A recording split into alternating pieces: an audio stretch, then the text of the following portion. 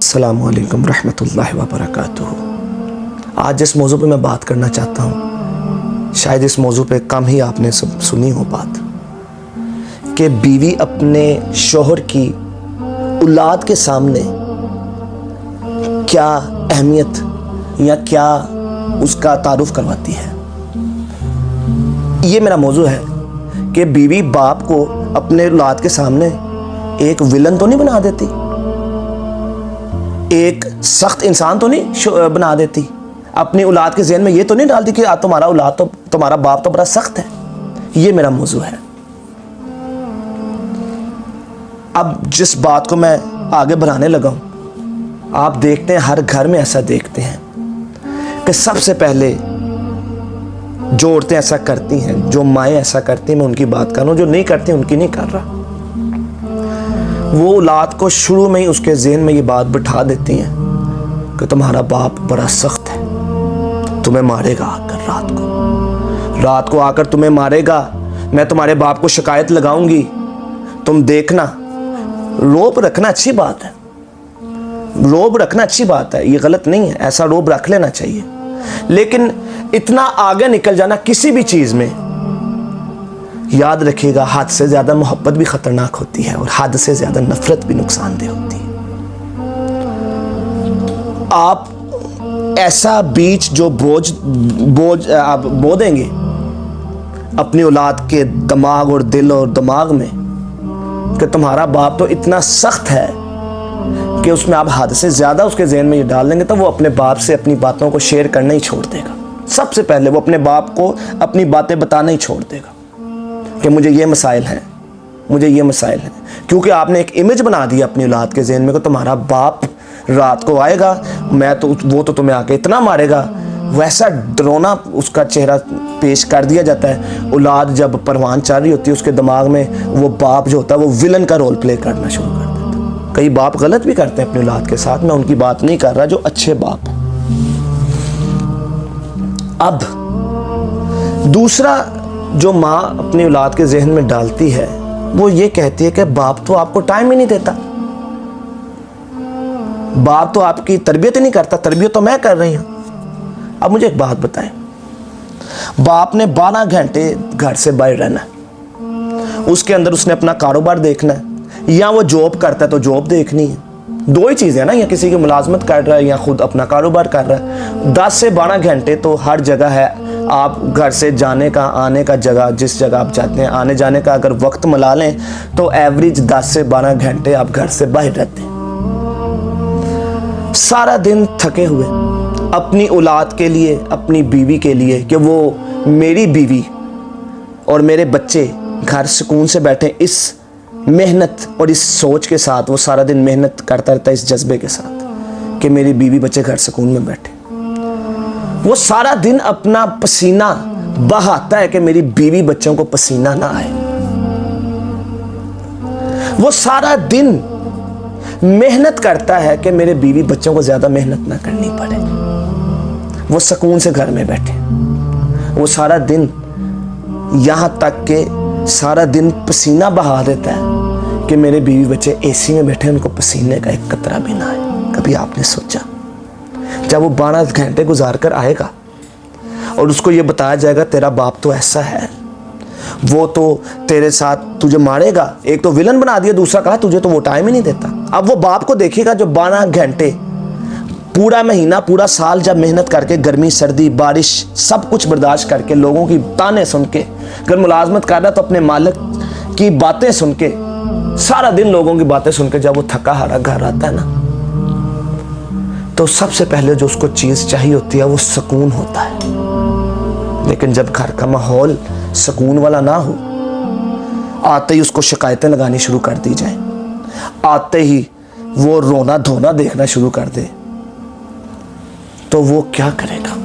अब जो 12 घंटे घर गुजरेंगे वो कैसे गुजरेंगे। उस 12 घंटे में उसने 6 से 8 घंटे सोना है। 6 से 8 घंटे अगर वो सोता है या 10 घंटे सोता है, पीछे 2 से 3 घंटे हैं बस, जिसमें उसने नहाना भी है, जिसमें उसने खाना भी है, रात का खाना और सुबह का नाश्ता उस टाइम में शामिल है। अब देखिएगा 8 घंटे सोकर 9 घंटे सोकर या 10 घंटे सोकर, जो एवरेज है 7, 8, 10 घंटे सोकर, अगर जो 2-3 घंटे बचे हैं, उस 2-3 घंटे में उसने रात का खाना भी खाना है, नहाना भी है, और इसके अलावा उसने सुबह का नाश्ता भी करना है, सुबह की नमाज भी अगर उसने पढ़नी है, सारे मामलात करने हैं। आप ये देखें, अगर वो इस माहौल में फिर अगले दिन अपने काम का टाइम हो गया, जॉब का टाइम हो गया, वो फिर चला जाता है बेचारा। वो औलाद को अगर टाइम नहीं दे पा रहा, आपने ये सोचा कि औलाद को वो अच्छे स्कूल में पढ़ा रहा है या आपको सारा दिन और सारी रात एसी की सहूलत दे रहा है, वो किसके लिए कमा रहा है?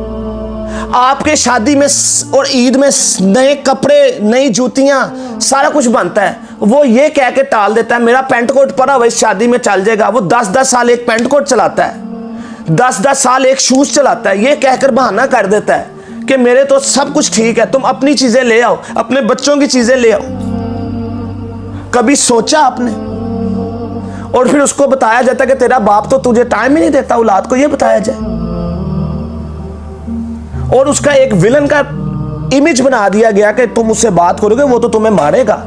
हद से ज्यादा गुजर जाए नफरत में, या सख्ती भी हद से ज्यादा आप उसके ज़हन में बैठा दें तो वो विलन ही बना लेगा ना अपने बाप को। कभी आपने ये नहीं सोचा कि 12 घंटे घर के बाहर रहने के बाद, फिर 12 घंटे जो घर में गुजरे उसमें 8 से 10 घंटे नींद लेने के बाद, उसके बाद जो 2 से 3 घंटे बचे हैं उसमें सारा कुछ उसने करना है। उसने बीवी को भी टाइम देना है, उसने माँ को भी टाइम देना है, अगर घर में कोई मेहमान आ गए उसने वो भी देखना है। थोड़ी देर अगर वो मोबाइल देख लेगा या कुछ अपने कोई मैच या कोई ऐसी चीज़ देख लेगा या कोई दर्से कुरान सुन लेगा या कोई भी ऐसा मामला कर लेगा जो जायज़ चीज़ें हैं वो देख सकता है, हलाल जो अल्लाह के जिक्र से गाफिल ना करें वो चीज़ें वो देखे, तो वो थोड़ा सा वो भी देख लेगा, तो वो 2-3-4 घंटों में क्या कर लेगा, वो रात को कितना टाइम दे लेगा। आजकल जो माहौल बन गया है, पहले वक्तों में टाइम निकल आता था, लोग फजर के टाइम उठते थे, मगरिब के टाइम से पहले घर होते थे, 4-5 घंटे 6 घंटे घर में बैठने को मिल जाते थे। आजकल तो हमारा माहौल ही गलत हो गया।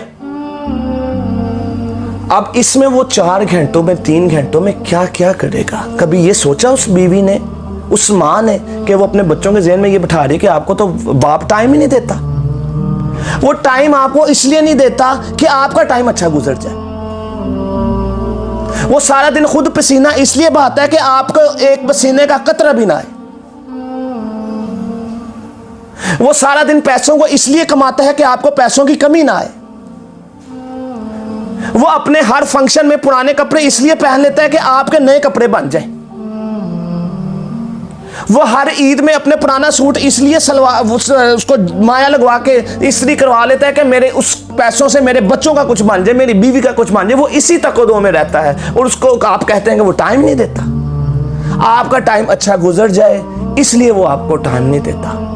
बाकी शोर को मैं ये नहीं कहता कि वो टाइम ना निकाले, वो टाइम निकाले, बीवी बच्चों को टाइम दे, लेकिन उस पर कम से कम ये ताना ना उसके लिए बनाए कि वो टाइम नहीं देता। मैं उन अच्छे शोहरों की बात कर रहा हूँ, अच्छे बाप की बात कर रहा हूँ, जो बेचारे सारा दिन हलाल कमाने के लिए निकले होते हैं। उनको आके आराम की ज़रूरत होती है, उनको आकर सुकून की ज़रूरत होती है, उनको आकर नींद की ज़रूरत होती है। फिर उन्होंने बीवी के मामलात को भी देखना है, फिर उन्होंने इबादत को भी देखना है। सारे मामलात जो वो कर रहे हों उनको ताने नहीं दिए जाते। फिर उनको बताया जाता है कि बेटा देखो, तुम्हारा बाप सुबह से रात तक आप लोगों की सुकून के लिए जाता है, आप लोगों को जो सहूलतें मिली हुई हैं वो बाप सारा दिन मेहनत करता है, अल्लाह उनको फिर रिज़्क देता है। उनको बताएं कि अल्लाह की रहमत है हमारे ऊपर, अल्लाह हमें सब कुछ दे रहा है, बाप मेहनत कर रहा है, हलाल कमा रहा है, हम अच्छा खाना खा रहे हैं, अच्छा पी रहे हैं, अच्छा पहन रहे हैं, अच्छा घर में रह रहे हैं, अच्छी सवारी है, हर चीज़ अच्छी है, आपकी पढ़ाई का इंतज़ाम हो रहा है, आपकी फीसें जा रही हैं, बिजली के बिल जा रहे हैं, गैस के बिल जा रहे हैं, आपके सारे खर्चे हो रहे हैं, आप फल भी खा रहे हैं, आप सब्जी भी खा रहे हैं, आप गोश्त भी खा रहे हैं, आपकी हर चीज पूरी हो रही है। उसको ये बताएं बच्चे को, ताकि बच्चा अपने बाप से प्यार करे, विलेन वाला इमेज उसके जहन में ना बने। अल्लाह का वास्ता, अल्लाह का वास्ता, उन बीवियों से मैं दरख्वास्त करता हूं कि अपने शौहर का अच्छा इमेज बनाए औलाद के सामने। वो अगर आपको टाइम नहीं दे रहा, अगर वो अपने बच्चों को हाथ फैलाकर गले लगा रहा है, तो उसके पीछे तीर हैं, इस महंगाई के तीर, इन बिजली के बिलों के तीर, इन गैस के बिलों के तीर, यहां पर जो ताने पड़ते हैं उनके तीर, यहां पर जो मालिक उनको बेइज्जती करता है उसके तीर, जो लोग उसको ताने जाते हैं उसके तीर, सारा दिन मेहनत करने के तीर, वो ऐसे खड़ा है पीछे से तीर खाई जा रहा है, आप तक तीर नहीं आने दे रहा है, इसलिए वो आपको टाइम कभी ना दे पाए। तो उसके लिए ताना ना बनाए, अल्लाह का वास्ता उसके लिए ताना ना बनाए। वो खड़ा होकर तीरों की बारिश अपने कब्र में बर्दाश्त कर रहे थे, आप तक तीर ना पहुंचे। अल्लाह का वास्ता इस बात को समझे। मेरी बस यही दरखास्त है कि जो अच्छे बाप है ना, जो अच्छे शोहर है ना, उनका अच्छा इमेज बनाए अपने बच्चों के जहनों में, उनकी बुनियादें ऐसी ना बनाए कि कल को बाप के आगे खड़े हो जाए, बाप को ये कहने लग जाए कि तूने तो हमें टाइम ही नहीं दिया, तूने तो हमें वक्त ही नहीं दिया। वो खड़ी हो जाए, कल को वो गुस्ताखी करना शुरू कर दें, वो बाप के गिरबान को ना पकड़ लें। इस चीज़ से डर जाएं, अच्छा इमेज बनाएं। आपकी सारी ज़रूरतें पूरी हो रही हैं, उनको बताएं बच्चों को कि वो अल्लाह का सबसे पहले शुक्र अदा करें, फिर बाप का शुक्रिया अदा करें कि वो सारा दिन मेहनत करता है। अल्लाह ताला से दुआ है, अल्लाह ताला हमें हर अमल कुरान और सुन्नत के मुताबिक करने की तौफीक अता फरमाए। सुब्हान रब्बिका रब्बिल इज़्ज़ति अम्मा यसिफून वस्सलामुन अलल मुरसलीन वल्हम्दुलिल्लाहि रब्बिल आलमीन।